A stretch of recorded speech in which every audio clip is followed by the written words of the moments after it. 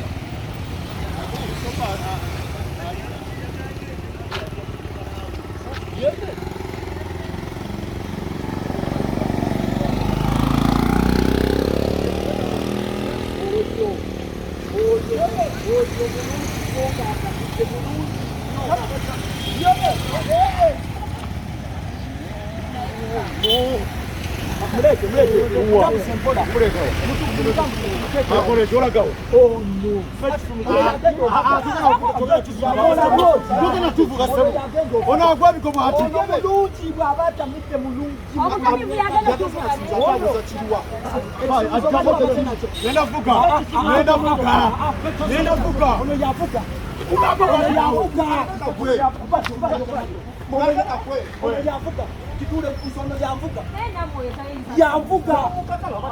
Ono mulungi ngata. Agenda tutta. Mulungi ngata mite kisumuzo kite. Kisumuzo kyamuto kutuza. Ono mulungi ngata mbyaba mulungi. Gata mite. Tula boti. Yebe teka amakulu gano kugundi nawe beera buga. Ono mulungi. Ono mulungi. Kale kisumuzo kino kikwate. Ate agamba tugende nga takikolezezza. Linda batule tasazizza. Tasazizza. Ono amakono kuna amakono kuno. Kuna amakono mutule. Togenda. Linda.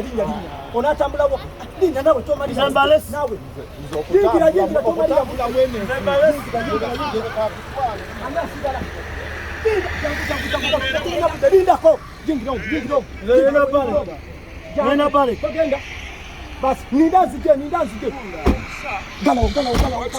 Action. Mulungi bakamira mulungi. Kale faka tugende.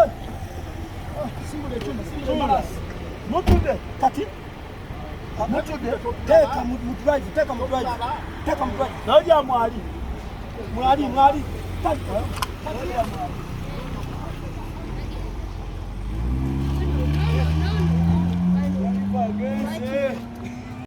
Sagala nnyo omuntu anfuula musiru. Owulidde zisobola kubeera wano nga sina ssente nga gwemmanja waali gwebeera mukakamu tugenda kuyingira kasitoma keya. Owulidde beera mukakamu ndina okuba nakusuubiza wooli wembeera ali kwefuula akoze eki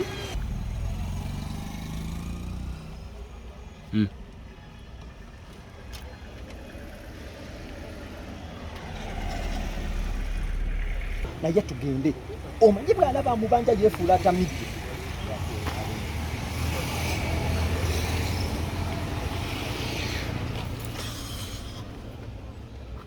Bwana Kyobe. Chichi webase nnyo. Chichi mubadde eki? Nkanzi. Tewali buzibu. Mbadde nsaba ku kantu ako kenkubanja kampi. Nina wenjagala ogendako. Bwana Kyobe. Nkugamba mpa akantu ako kenkubanja. Nikukumanja otubi sene njazi. Bwana Kyobe. Ono badamu wange omulaba ayagala mutwala mu customer care ennaku situweddeko nga 25 ku Maria Fube Masaka omutwalo ngenda kubeera mu ordinary kwata sente ozimpe sente zange nazikuwa mu bya bulungi kati sente ozimpe oli kulembera ku bulebere weto basi nange nabe manja nja kuwa abebi atusasule mpa sente bwana mpa sente zake mpa sente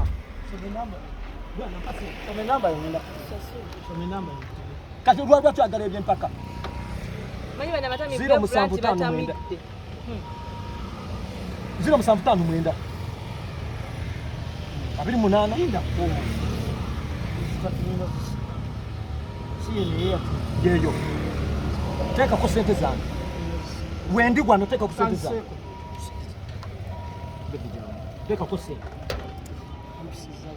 Precisa bubinja lwaki tompa sente zange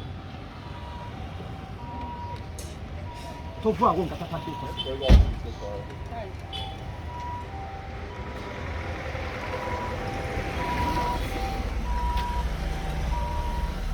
Ozirabi.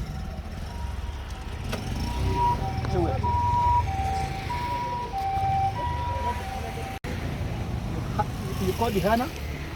Wako? How old are you?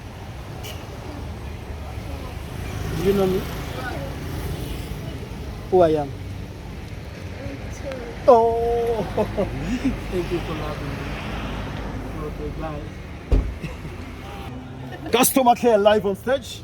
Ngenda kuzomwezi Christmas Day 25 ngenda kubeera ku Maria Flow e Masaka. Then ngenda kuzomwezi 26 ngenda kola boxing day ngenda kubeera ku Club Obligato tugenda okubeera ku boxing day. Then ngalumu tuli ku Eden City Mtiana olusooka mwaka January 2025. Then nga 3 mu fireworks Nana Hotel Lukaya. Abantu be Lukaya mutulinda awo. Ndiko Robert Joli the promoter. Tugenda kuwaga gye tuli mujje mutuwagire mujje munyumire omuzannyo. Tulina abayimbi wammanga, tulina Eden yawe, tulina Chosen Baby, tulina abayimbi nga Stesa Mayanja, tulina abayimbi nga bayitirivu okyobamanya tekituyina kola kyatamu. Thank you so much. Abawagizi ba Aromatic Entertainment ngamba mutakazi wetumire bulungi amaze namuhakiza kakati olunaku leero nzija kubategeeza nti Aromatic Entertainment erina customer care season 2 live on stage.